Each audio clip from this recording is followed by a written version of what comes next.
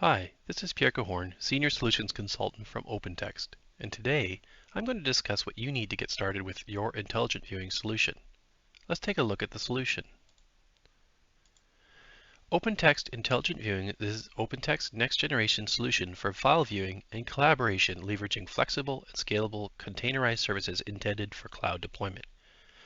From the OpenText Docker registry, you can easily deploy containers to a number of supported Kubernetes platforms. As you start to plan out your system, you may be asking yourself, what prerequisites do I need to be aware of? First, you will need OpenText Directory Services, or commonly referred to as OTDS. OTDS is a repository of user and group identity information and a collection of services to manage the information for OpenText applications. For the purposes of intelligent viewing, OTDS maintains your license and secure access to your instance of intelligent viewing from untrusted sources. Second, you will need RabbitMQ, which is used as a messaging broker, an intermediary for messaging between your backend services. This ensures smooth communication between all of the intelligent viewing backend services and the storage.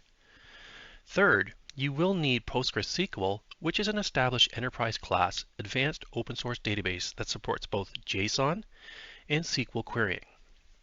As a powerful and stable database management system backed by over 30 years of active community development, this database will support the storage of configuration, publication, and markup information.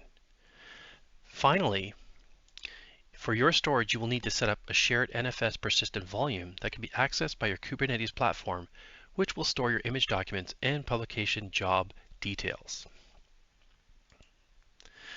Let's take a closer look at how these prerequisites support your intelligent viewing solution. When a user makes a request to their integration, for example, content management system or line of business application, the request will be routed through OpenText Directory Services, and every subsequent call to the three front-end services or back-end publishing agent will invoke a call to OTDS to ensure the user has authorization from a security and licensing perspective. Now the front-end requests are then routed to the various back-end services, and the back-end services work in concert to return the requested information. The back-end communication is all orchestrated by RabbitMQ by brokering messages between the back-end services and the shared NFS persistent volume.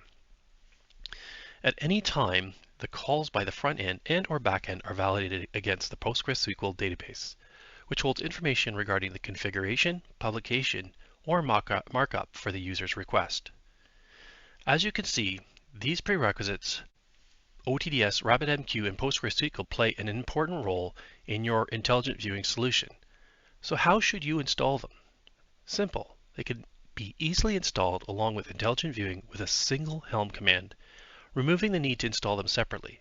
However, optionally, you can utilize pre-existing installations of any one of these prerequisites if you already have them installed elsewhere by modifying your intelligent viewing Helm chart configuration before running your Helm command.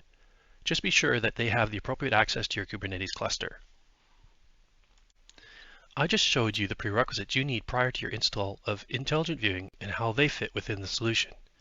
Today, you saw how OpenText Cloud First Viewing and collaboration technology can be leveraged into the cloud with powerful, scalable, enterprise-ready prerequisite software, reducing complexity of deployments and enabling scalable deployments.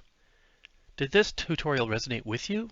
If you'd like further information, please reach out to the Intelligent Viewing team by emailing igc_sales@opentext and get the latest insights through our LinkedIn group for viewing and collaboration.